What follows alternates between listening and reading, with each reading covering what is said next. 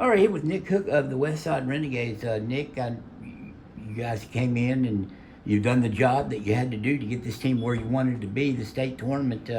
How gratifying has this been for you to be able to come in and get these guys a state tournament berth their last year? It's just, for me, it's all about them. You know, just the look on their faces, the excitement in the locker room, the excitement in the community.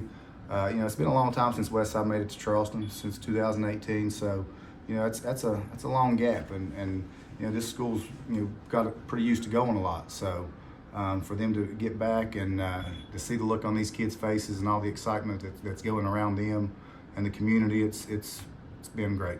9:30 a.m. start on Tuesday. You guys kick the tournament off against Doddridge. Now, the thing about Doddridge, I think they're a lot like you guys in that they're going to be a physical team. A lot of football players on that on that team. You have a lot of football players on this team.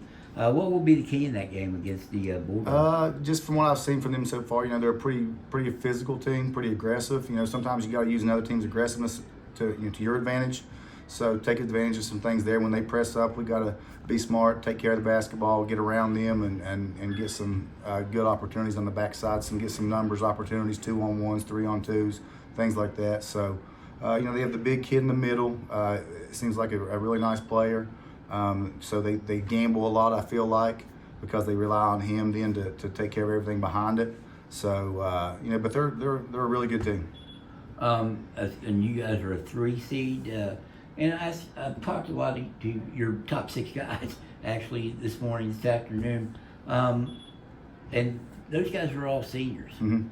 How does that help you guys in a matchup like this where you're going against a physical type team? Well, like I said, you know, earlier, they've seen everything. They've been in about every situation, so nothing should surprise them.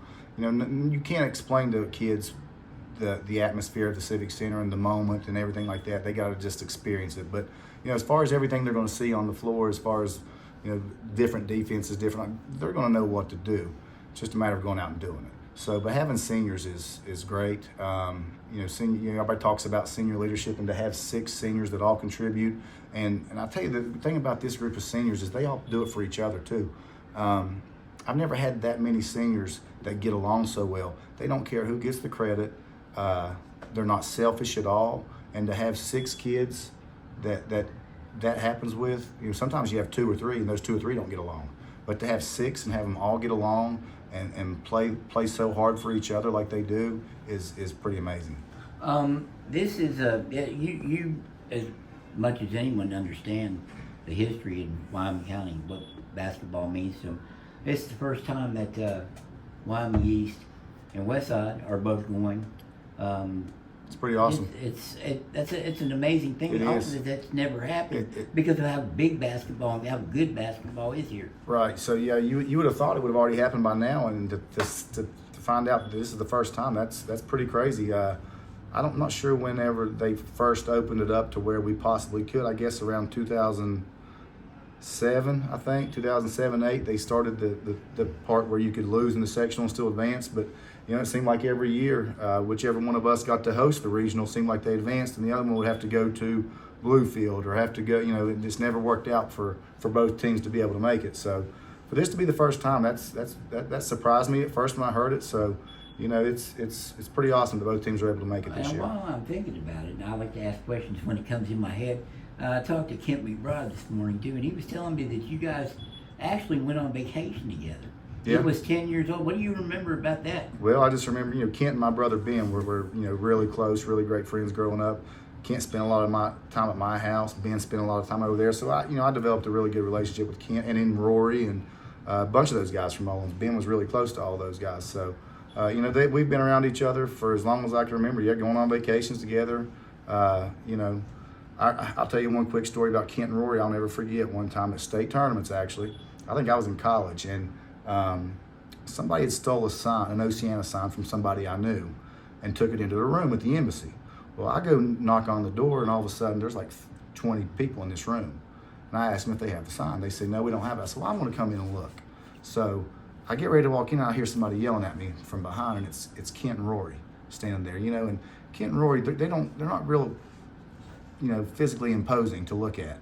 And they said that. yeah, they, they're not big guys at all. Kent and Rory here, and this is talking about when they were, young too.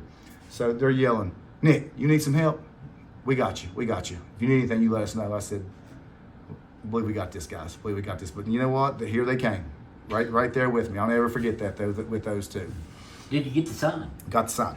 Got the sign. I think it's because Kent and Rory. They saw Kent and Rory behind me, so they got a little scared and went ahead and gave me that sign. The imposing nature. they did. Yeah.